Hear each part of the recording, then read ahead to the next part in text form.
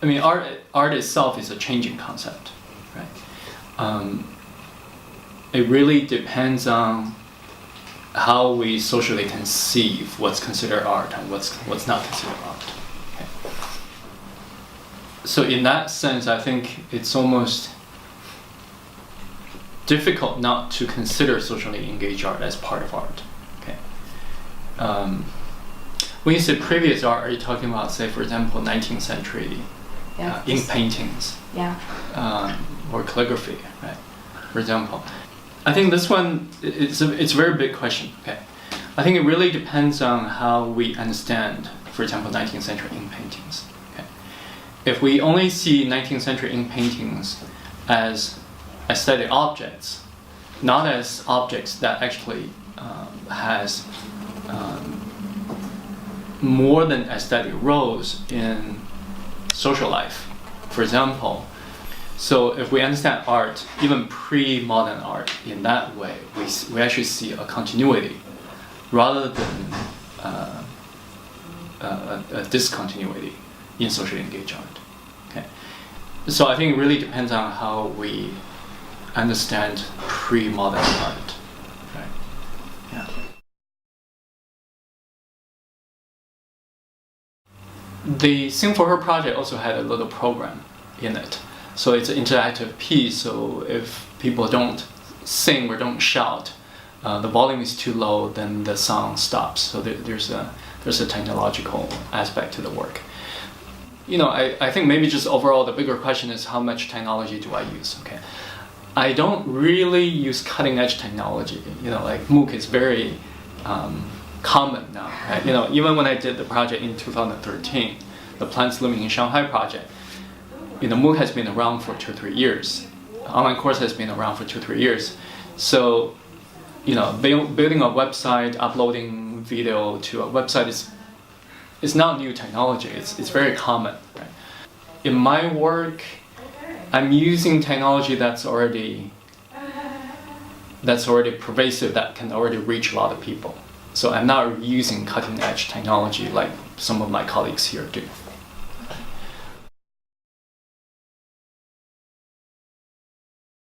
I think that the assumption is for a project to be successful, the necessary condition is it has to be more developed, right? If it's very underdeveloped, it's not going to be successful, right? But it's not it's a necessary condition, but it's not a sufficient condition, right? It doesn't mean a big project is always going to be successful. You know, I'm talking more generally, not leaving the 16 projects behind. I think in general, you know, a few things. One is the project does address a very important issue, but I do think industrial capitalism is still a major issue in mainland China, even though it's not in the mainstream media, right? Relatively speaking, identity politics is less important. You know, my own project, my own artworks, I really just dealt with identity politics for the first 10 years, right? But now, you know, I'm teaching here, I'm going back to mainland China frequently. I think industrial capitalism, workers' issues in China are much more palpable, much more important than identity politics. I'm not saying identity politics is not important. I'm just saying, relatively speaking, the workers' issues are much more pressing in mainland China at this moment. So it's about issue. And then, you know, I talk about scale, right, in terms of the duration or number of people working on a project. Very important for me is whether they do push the artistic boundary to use new forms, to be experimental in its own art medium. Okay, for example, Zhao Chuan's work, the grass stage theater piece, is not just a traditional theater. They treat the post-performance discussion as a very integral part of the theater piece, right? So it's very important for their practice. That's not common for most theater pieces today, right? So I do think that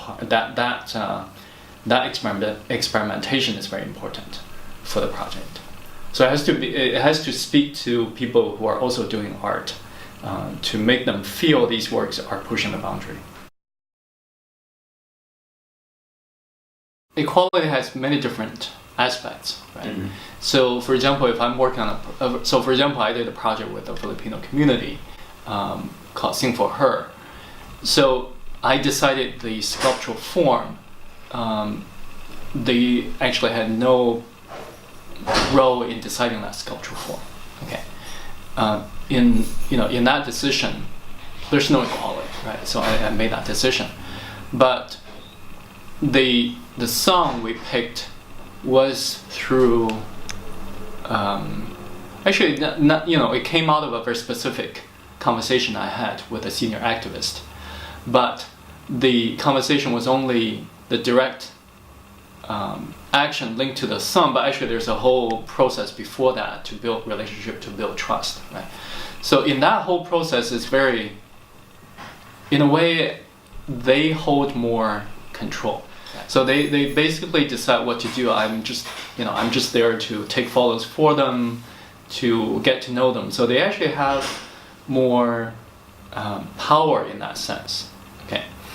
So I think if you look at the whole process, at some point they have more control, they have more power, they have more direction. I'm more in the learning aspect, right? But in the later part of the project, I'm more in control. They start to see my role as an artist, they start to see something visual, and they start to learn something visual, right? So if you look at the whole process, the power dynamic changes. The other example I would give is a project I did last year with a community in Taiwan. So I did a community garden project with the Chanchushan, the Top Mountain community. There's activist who has been doing project there for last 3 or 5 years. So I always see my role as supporting that project rather than leading the project. So they're leading. So the activists, they were actually leading the project. I'm contributing to the project as an artist. So I think it really varies. It varies by the phase of the project. It also varies by the nature of the project. Do we strive for equality? I don't think we are striving for absolute equality, okay?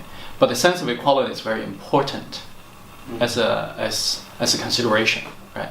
But equality doesn't mean if we are in a discussion about the form, if I have more experience, I make the decision, doesn't mean we're not equal. Yes, but if we look at the overall project, do we have an equal relationship? Because I learned something from you, you learned something from me. I would say the overall project, we do strive for equality, but not in every specific aspect of the project.